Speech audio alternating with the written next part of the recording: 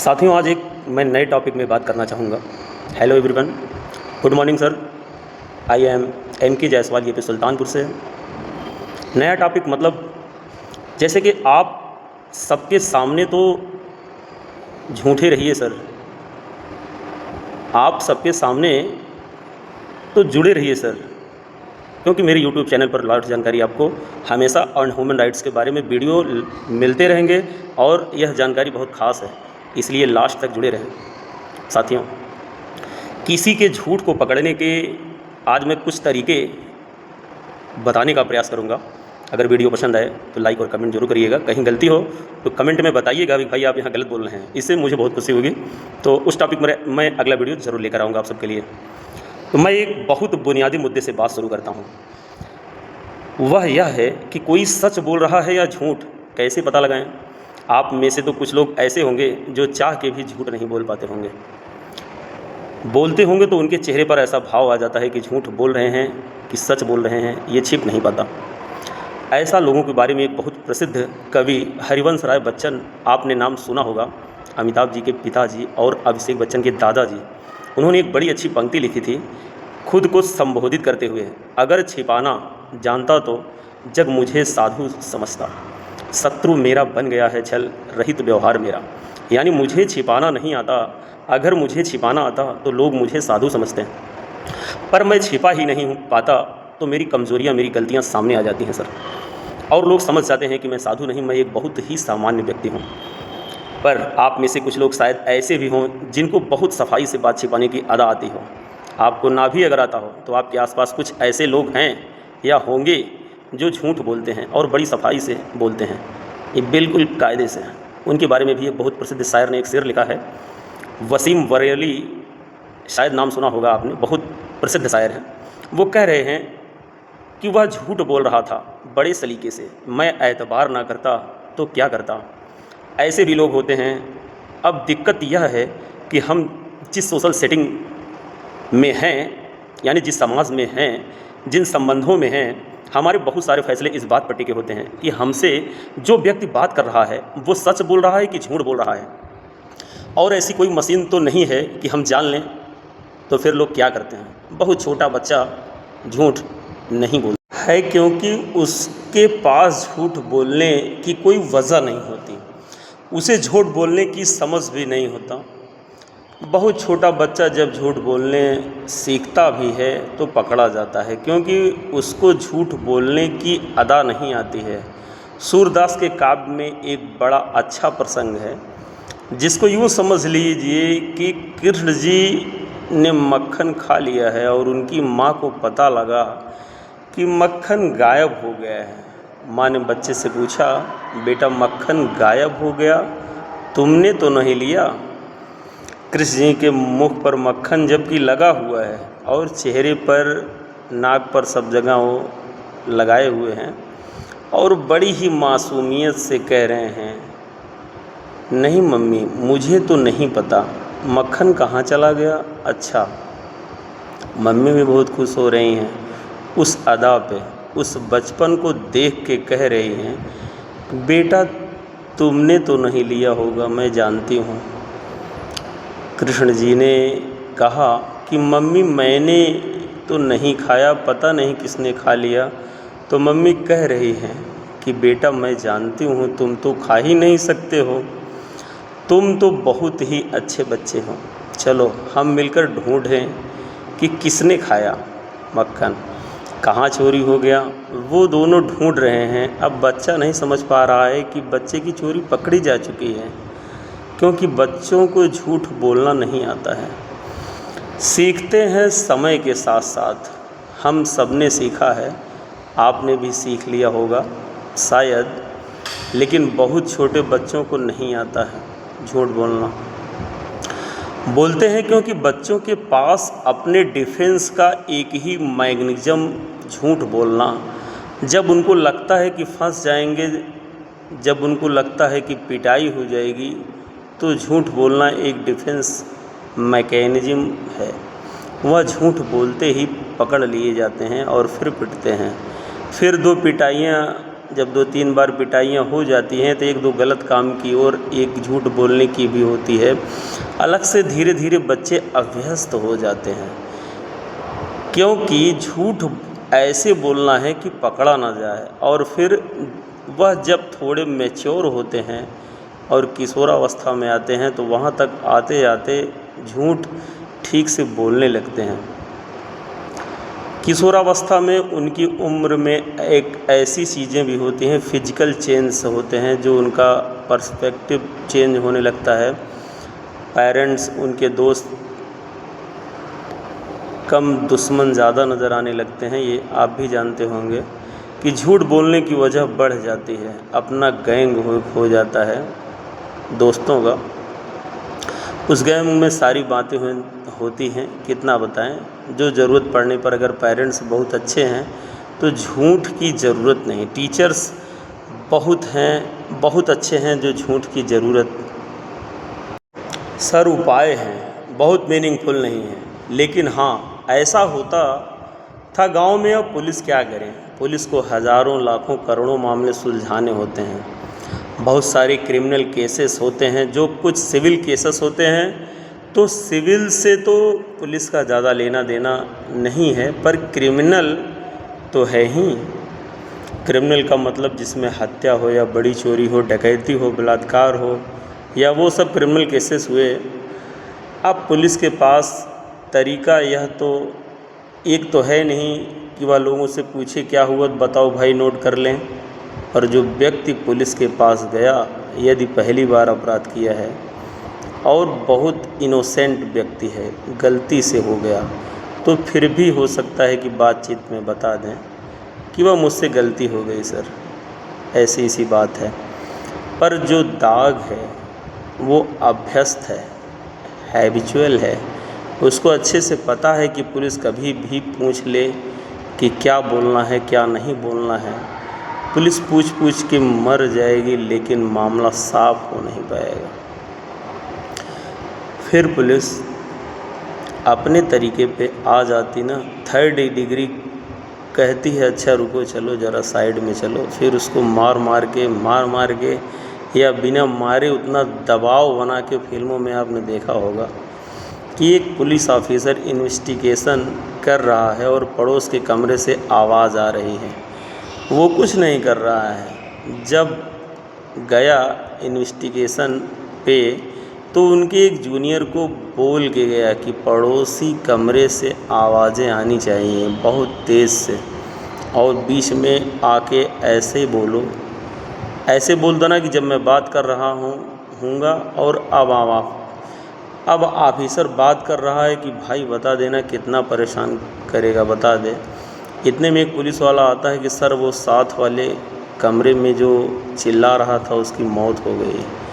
यह कहता, कैसे मरा सर? सर वो सवाल पूछ रहे थे, जवाब नहीं दे रहा था और ज़्यादा मार दिया उसको, इतना ज़्यादा लग गया कि वो मर गया।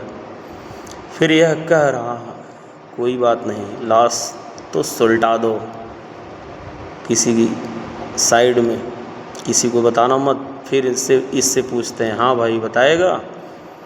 हाथ नहीं लगाया, टच भी नहीं किया, लेकिन इतना सुनने के बाद बड़े बड़े लोग बता देते हैं सर। कई तो ऐसे भी हैं, ना भी किया हो तो भी बता देते कि हाँ मैंने चोरी की है। भाई 2 महीने जेल में रह लूँगा, कम से कम मरूँगा तो नहीं जीऊँगा। और यह भी खतरा होता है कि ऐसे बहुत जोक चलते हैं सर। एक जोक मैंने भी सुना था, बहुत पहले था, भारत के 3 राज्यों के बारे में, कि मैं 3 देश जाता हूँ, विदेशों के बारे में। बोलते रहिए, कोई दिक्कत नहीं है, देश के अंदर बोलना मुश्किल है। तो इमेजिन करिए कि जापान, चीन और नॉर्थ कोरिया में कंपटीशन है।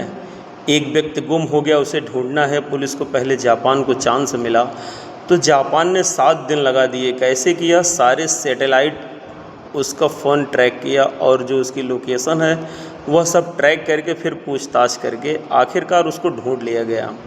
करीब 6-7 दिन लग गए। चाइना ने कहा कि ये कोई तरीका है, हम तो बहुत जल्दी कर देते हैं। फिर चाइना के पास केस गया, उसने 2 दिन में ढूंढ लिया। तो कैसे ढूंढा? जो आदमी गुम हुआ था उसके सारे रिश्तेदार को उठवा लिया। वो रिश्तेदारों को बंद करके इतना पीटा कि नहीं बताओगे तो मार देंगे। अंत में किसी ने बता दिया, ढूंढ के ले आए। 2 दिन में हो गया काम। फिर केस नॉर्थ कोरिया गया। नॉर्थ कोरिया ने 1 घंटे में सॉल्व कर दिया। कैसे किया वो भी जान लो। तो जो आदमी गुम हुआ था उसका नाम ली था, मान लीजिए। तो ली गुम हुआ, कंप्लेंट हुई कि ली गुम हो गया। ली की फ़ोटो देखी, उसी शक्ल का मिलता जुलता एक आदमी ढूंढा, एक और उसको पकड़ा दिया, खूब कस के पीटा। बोल बोल तू ली है, बोल बोल तू ही ली है।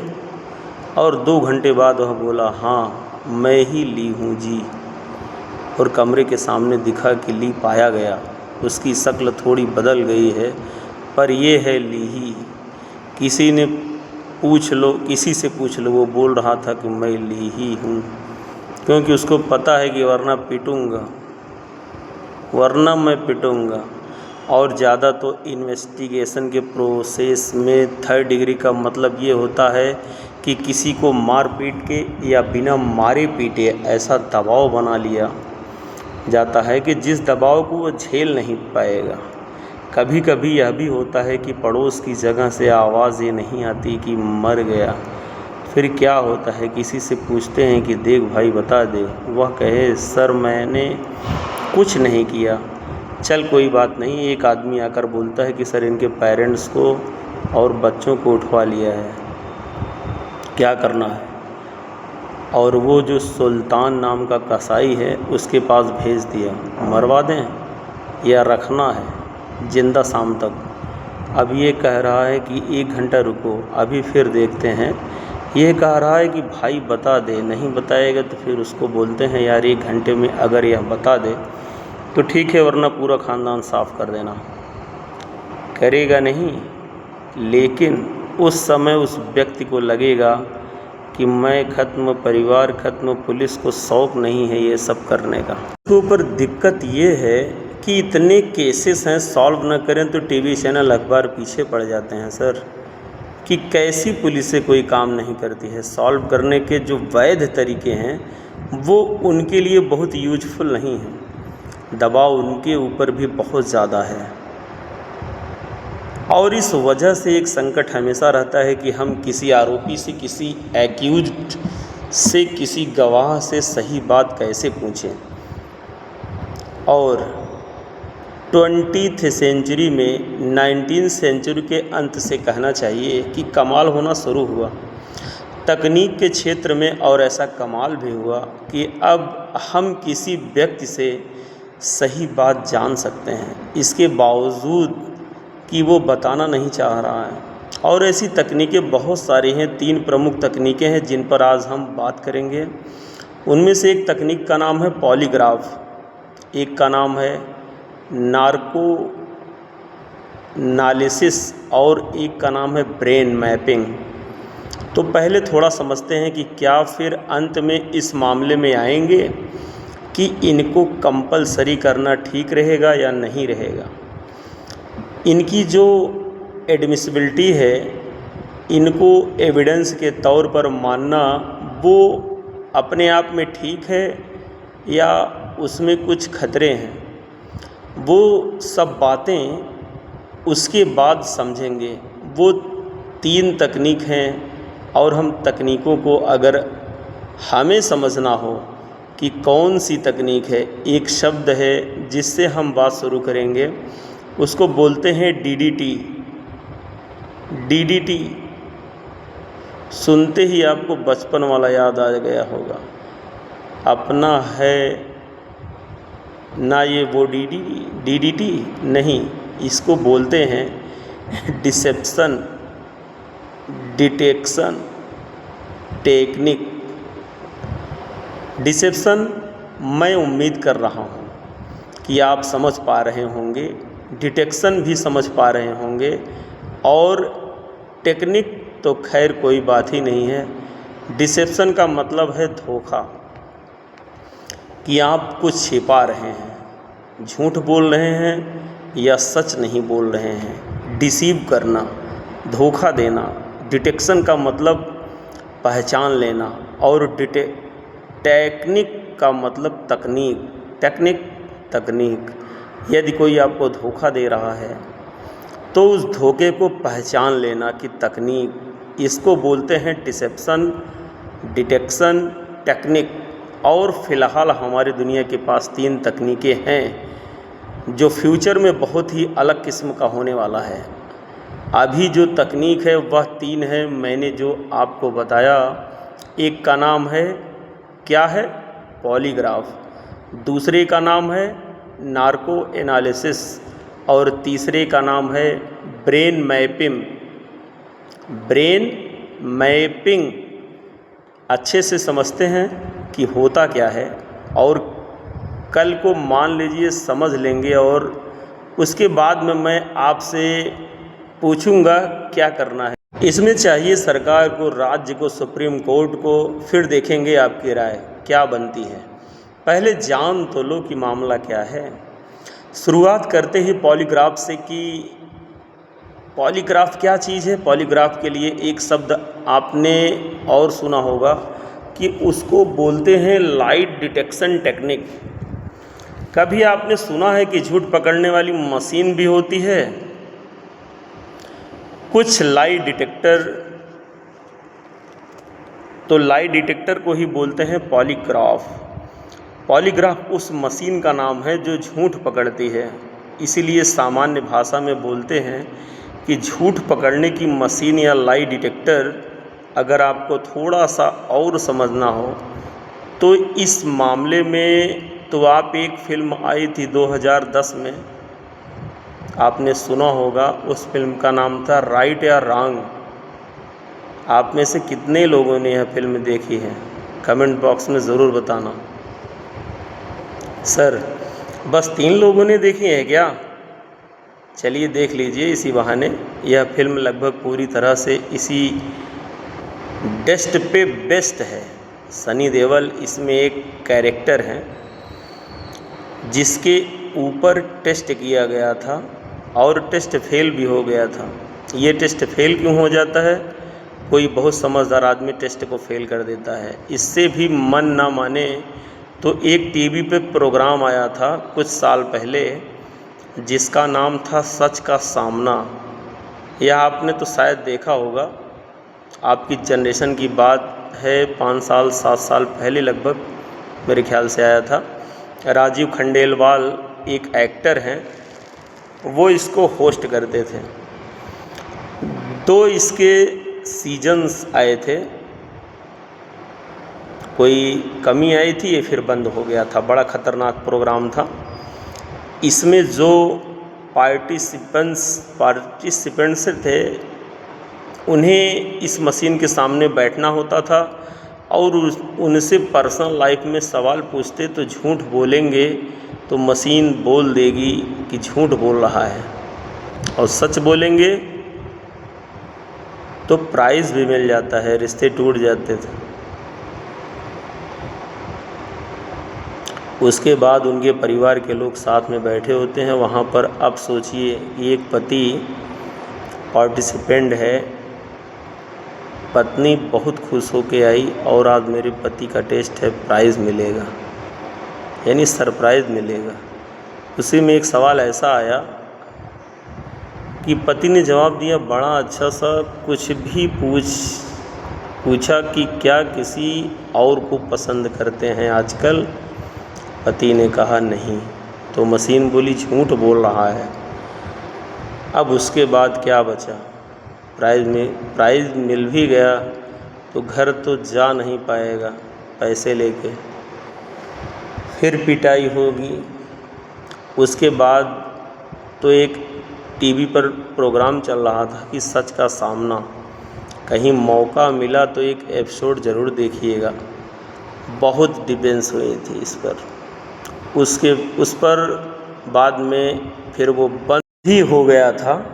तो यह पॉलीग्राफ टेस्ट के बेस पर कुछ प्रोग्राम जो मीडिया में दिखाए गए हैं वह है पॉलीग्राफ टेस्ट क्या होता है। देखिए, इसका जो प्रिंसिपल है एक शब्द समझते हैं, वो शब्द है साइकोसोमेटिक इंटरेक्शन। सारा खेल इस प्रिंसिपल का है सर। साइकोसोमेटिक शब्द बहुत पॉपुलर है। ये साइकोलॉजी में कोई मुश्किल चीज़ नहीं है। मुश्किल से मुश्किल शब्द बड़े आसान होते हैं। अगर उसका मतलब आप समझ लेना तो साइकोसोमेटिक का मतलब है साइको, मतलब जो चीज़ मन में शुरू होती है। सोमेटिक मतलब जिसका असर शरीर पर भी चला जाता है।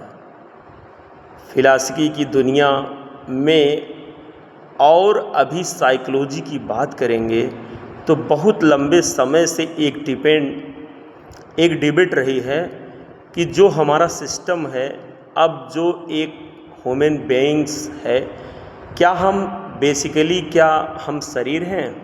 कुछ कहते हैं नहीं, शरीर तो बदलता रहता है, मर भी जाता है, पर आत्मा अस्थाई रहती है।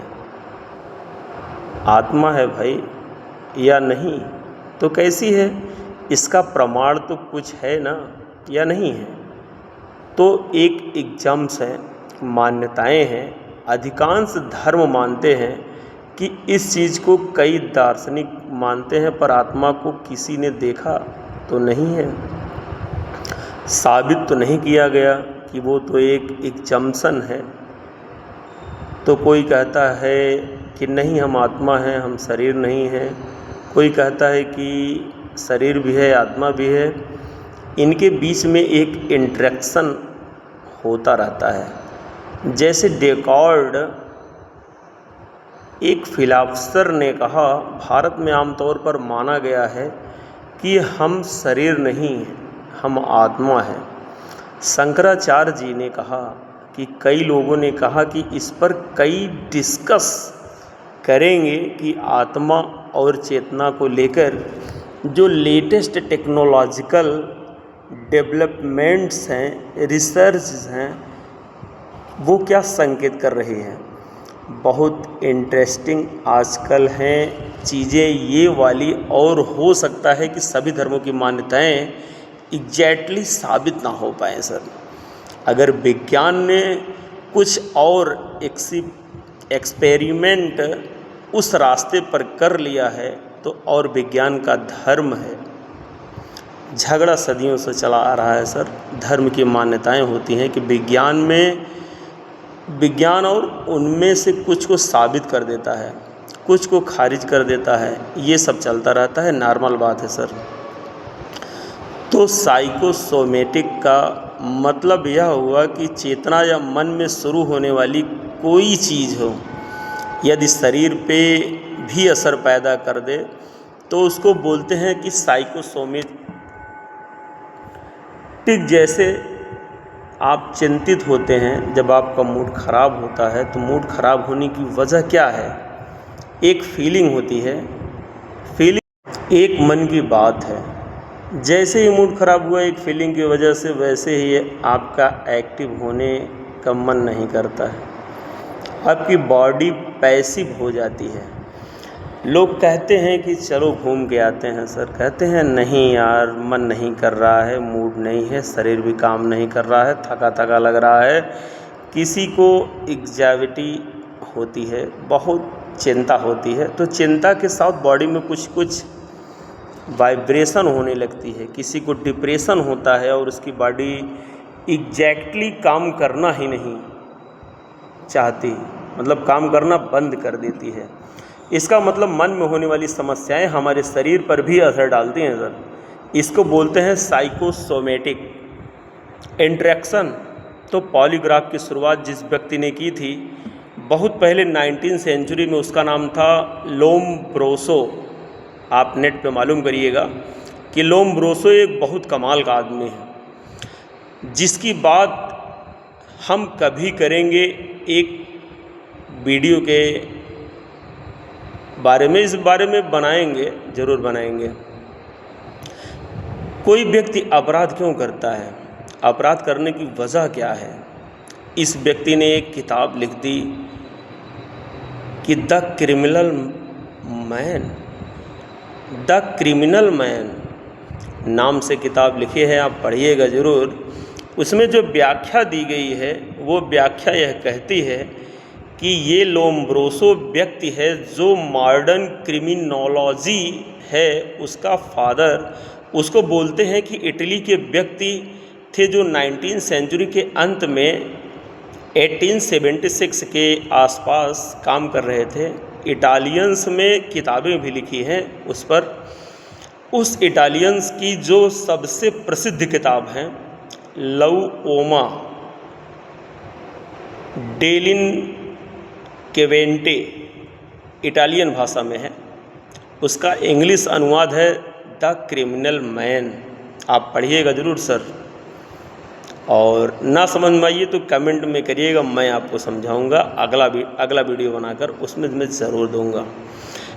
द क्रिमिनल मैन इस किताब का नाम है। उन्होंने एक थ्योरी दी है, और थ्योरी ये थी कि डार्विन का नाम सुना है आप लोगों ने। डार्विन ने 1859 और 1871 में 2 बुक्स लिखी थी, और यह 1876 में लिख रहे हैं कि उनके 5 साल के बाद लिख रहे हैं। तो उस समय डार्विन का ऐसा प्रभाव था कि यूरोप के सभी चिंतक डार्विन के दीवाने थे। यह भी दीवाने थे कि डार्विन ने बताया था कि इवोल्यूशन होता, उदिकास होता है। उसी इवोल्यूशन से प्रिंसिपल को इन साहब ने अप्लाई किया और कहा कि जो लोग अपराध करते हैं वो दरअसल वो लोग होते हैं जो इवोल्यूशन की दौड़ में थोड़ा सा पीछे रह गए हैं, जिनमें एनिमल्स वाली टेंडेंसी थोड़ी बची हुई है, ह्यूमन्स वाली थोड़ी कम है, क्योंकि इवोल्यूशन कम हुआ है। इतना ही नहीं, अपराधियों का अध्ययन किया, लगभग 400 डेड बॉडीज़ का अध्ययन किया। उनके चेहरे के जितने फीचर्स हैं उनके बहुत सारे अनुपात निकाले कि नाक का साइज़ जितना है, आँख का साइज़ कितना है, उन सब के बहुत सारे रेशियो निकाले। उन रेशियोज़ के बेस पर व्याख्याएं की हैं और कहा कि जो इंसान का स्ट्रक्चर है 3 तरह का होता है। एक एक्टोफार्म होता है, एक इंडोफार्म होता है, एक मेजोफार्म होता है। एक्टोफार्म जो बहुत पतले और लचक वाले व्यक्ति हैं, एंडोफार्म जो भारी भरकम और गोल किस्म के लोग हैं, और जो अपराधी हैं वह मेजोफार्म है, जो लंबे हैं, गठा हुआ शरीर है। और कुछ खास फीचर्स बताए हैं, जैसे नाक कैसी है होगी, आगे चलकर यह भी बता दिया कि चोर का स्ट्रक्चर कैसा होता है या कैसा होगा, डाकू का कैसा होगा, रेपिस्ट का कैसा होगा, मर्डर का कैसा होगा, उन सब के स्ट्रक्चर बता दिए और बहुत सारे चित्रों के साथ बताए।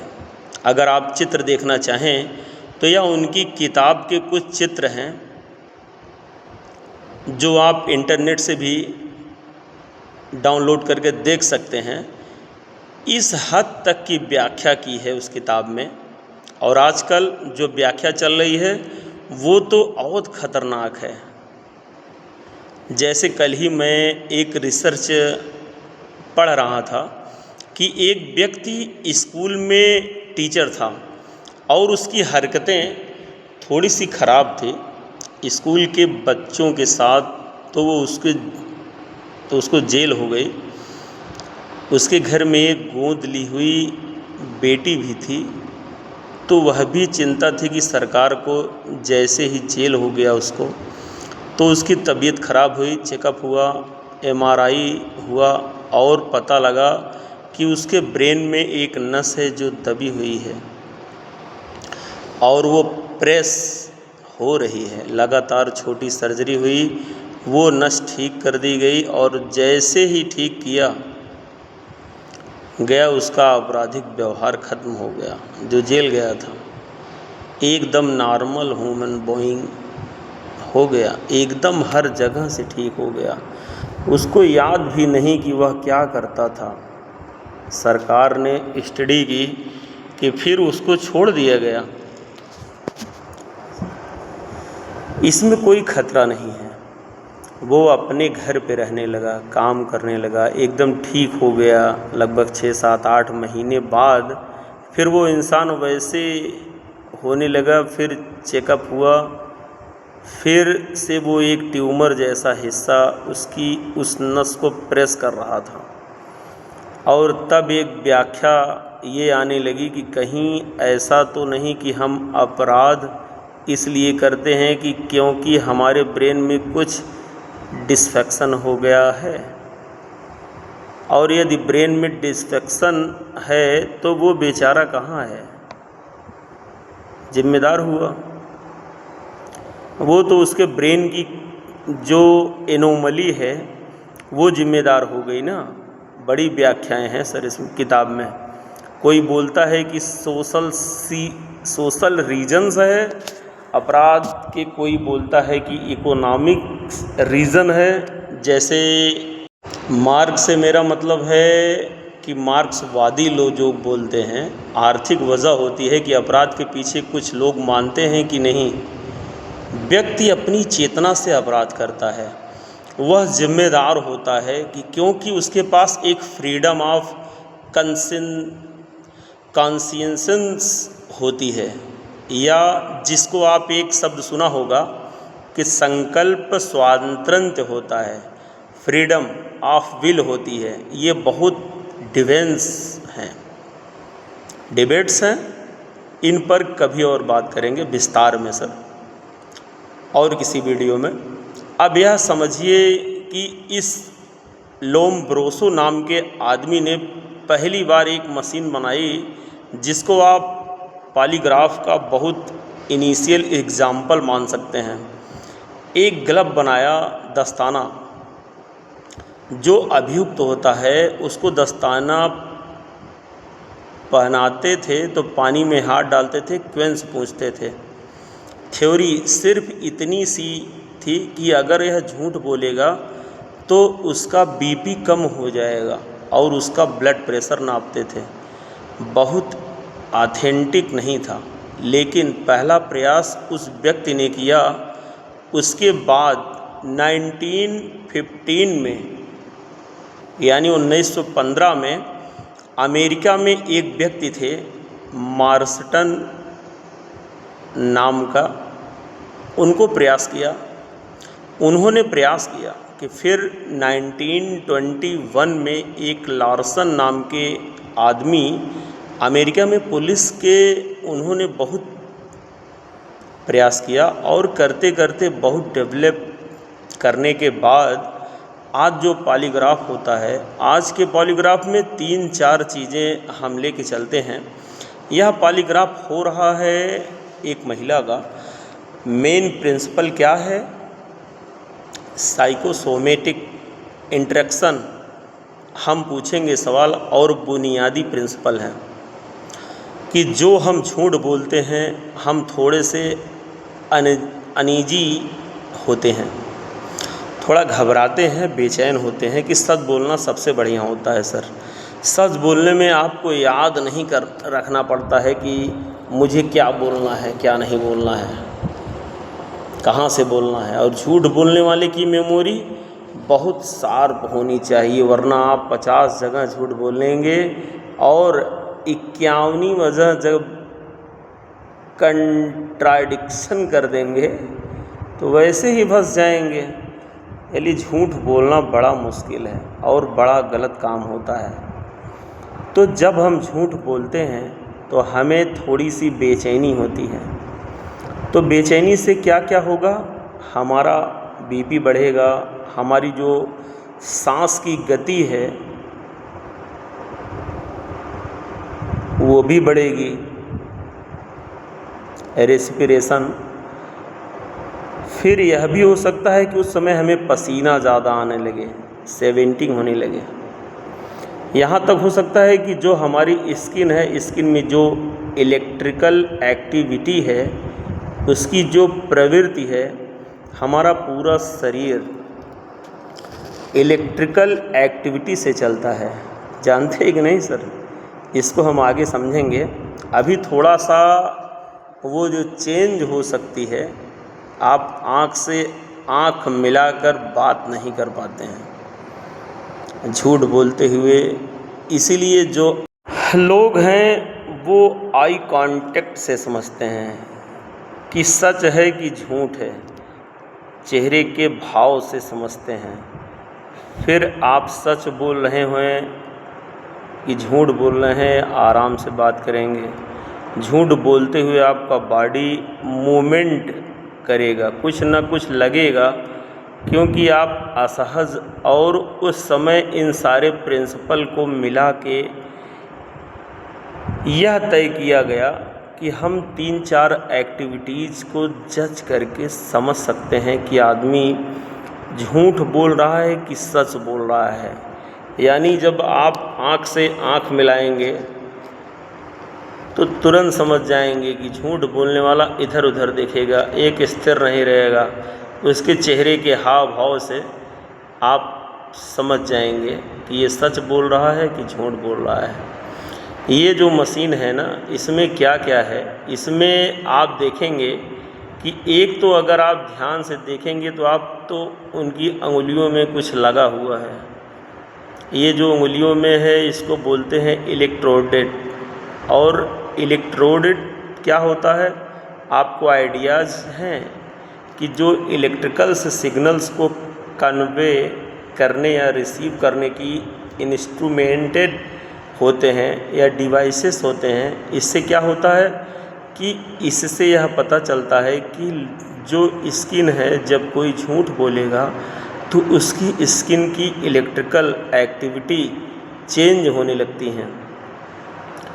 तो इससे यह पता लगा या लगता है कि इसकी स्किन की इलेक्ट्रिकल एक्टिविटी अब कैसी है, पिछले सवाल में कैसी थी, अगले सवाल में कैसी हो गई, उसको हम नोट करते हैं। यह जो टेप इसके पेट पर बंधी है, इसको बोलते हैं न्यूमोनिक टेप या न्यूमोनिक ट्यूब भी कहते हैं। न्यूमोनिक में पी होता है और शुरू में क्यों होता है मुझे आज तक नहीं समझ में आया कि, लेकिन होता है। ट्यूब या बंधी रहती है पेट और छाती पे। इसका पर्पस है कि यह देखना कि सवाल पूछते ही इस टेस्ट में हर सवाल का जवाब देते समय सांस की गति कम हुई कि ज़्यादा हुई, यह इस टेप से पता लगता है। ऐसे ऐसे मशीन बन गए हैं भाई। और यह सारे इनपुट्स कहाँ जा रहे हैं, कंप्यूटर में। वहाँ ग्राफ चल रहा है कि साथ साथ तीसरी चीज़ इस टेस्ट में होती है कि जो आप देखेंगे कि यह वहाँ पे जहाँ इसको बोलते हैं बीपी कफ, आपने देखा होगा कि जब किसी की बीपी लेते हैं तो यहाँ पर एक बांधते हैं हाथ पर, और कफ है ना, इससे यह भी देखते हैं कि हर सवाल के जवाब में बीपी बढ़ा है कि यह कम हुआ है। और चौथा है, यह कुर्सी है।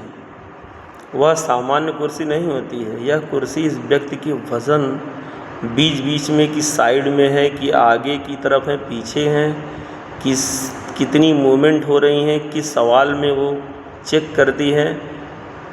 तो जो चेयर है, ये चेयर भी स्पेसिफिकली डिज़ाइनर चेयर होती है।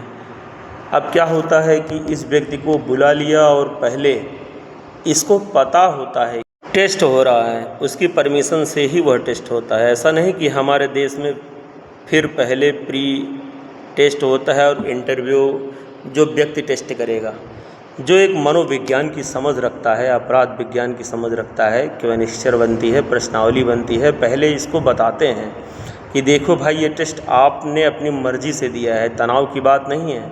कुछ सवाल पूछेंगे, डरना वरना एकदम नहीं, ये मशीन कोई करंट नहीं लगाएगी। सिंपल सी बात है कि ये एनालाइज करेंगे कि आप कितना सच बोल रहे हैं उसको एटेज ले आते हैं कि तनाव या ना हो, या उसको फिर जब टेस्ट शुरू होता है तो कुछ ऐसे सवाल पूछ लेते हैं अजीब अजीब से कि आलू का रेट क्या चल रहा है आजकल, कुछ भी ऐसे, ताकि उन सवालों में उसको यह समझ आए कि एक सामान्य सवाल पे उसकी ये सब रेट्स क्या चलती हैं। उसके घर के बारे में, परिवार के बारे में कोई सामान्य सवाल पूछ लेते हैं कि बीच बीच में वो सवाल आते ही देखते हैं कि सामान्य सवाल में सारे रेट्स क्या थे, इसकी बोलने की प्रक्रिया क्या थी, उस मुख्य सवाल में रेट्स क्या हुए, और फिर उस व्यक्ति के हिसाब से, क्योंकि क्या कहता है या क्या होता है ना। बहुत कुछ मासूम लोग हैं जो, अब जैसे आप में से किसी को कोई बिठा दे यहाँ वहाँ पर, और आप कितना भी सच बोलेंगे, इसी घबराहट में मशीन के सारे पैरामीटर बढ़ जाएंगे कि पता नहीं क्या होने वाला है मेरे साथ। जो मासूम व्यक्ति होते हैं ना सर, उनका तो हर जवाब हाई पर रहता है। उस समय घबरा जाते हैं कि कुछ है सुपर धागा टाइप के लोग, उन्हें मशीन लगाई ऐसे बैठे हैं कि जो कह रहे हैं कि देखिए डरने की बात नहीं है, मैं डर ही नहीं रहा, तुम क्यों डर रहे हो, पूछो सवाल। उन्हें फ़र्क ही नहीं पड़ रहा है कि इतना अच्छा झूठ बोल लेते हैं इतना सलीके से कि मैं एतबार करता हूँ कि क्या करता है कि वो इस वाले भाव से। तो ऐसा हो सकता है कि कोई आदमी झूठ बोल रहा हो लेकिन इतने कॉन्फिडेंस से कि ना हिल रहा है, ना हार्ट बीट्स बढ़ रही है उसकी, ना स्किन या करंट चेंज हो रहा है, ना श्वसन की गति बदल रही है, कुछ नहीं हो रहा है उसको। और जो बेचारा मासूम था उसका सब कुछ बढ़ गया अचानक डर के मारे। ये खतरा तो होता ही है। इसमें तो करते क्या है, शुरू में ना हर व्यक्ति एक नॉर्मल लेवल जज करते हैं। किसी का नॉर्मल लेवल 0 हो सकता है, किसी का 4 हो सकता है, तो वो शुरू 4 से कर रहा था। जो मासूम सा आदमी है हर चीज़ में 4 लेवल ऊपर बढ़ा हुआ है, तो उसका नॉर्मल 4 मान लेंगे। वहाँ से काउंट करना शुरू करते हैं, गए कितना आया कि वो सच बोलेगा तो भी तनाव के चौथे बिंदु पर है, झूठ में तनाव के 8वें बिंदु पर भी होगा। जो घाघ आदमी है ना, सच बोलते हुए 0 पे है, झूठ पे गया सिर्फ, तो ऐसे एक अमाउंट फिक्स करते हैं कि मात्रा फिक्स करते हैं उस व्यक्ति के अनुसार। हर क्वेश्चन के साथ नोट्स करते हैं कि सारी वैल्यूज, उसकी टोटल वैल्यूज क्या निकलेगी, उसके बेस पर तय होता है कि सच की वैल्यू यहाँ से यहाँ तक मानेंगे, यहाँ से यहाँ तक झूठ बोलेंगे तो झूठ लगेगा। और बीच की एक वैल्यू होती है जो कैनाट ने यह तय नहीं हो पा रहा है कि इस तरह से टेस्ट होता है। अब यह टेस्ट आपने अगर देखा हो तो बहुत सारे फेमस एग्जाम्पल मैंने आपको बता दिया कि फिल्मों या सीरियल को एग्जाम्पल दिया, और वह एग्जाम्पल हैं कि यह वह आप विषय और कानूनी पहलुओं से आप भारतीय साक्ष्य नियम एविडेंस एक्ट पर कुछ और समझना हो तो ज़रूर बताइएगा सर। धन्यवाद।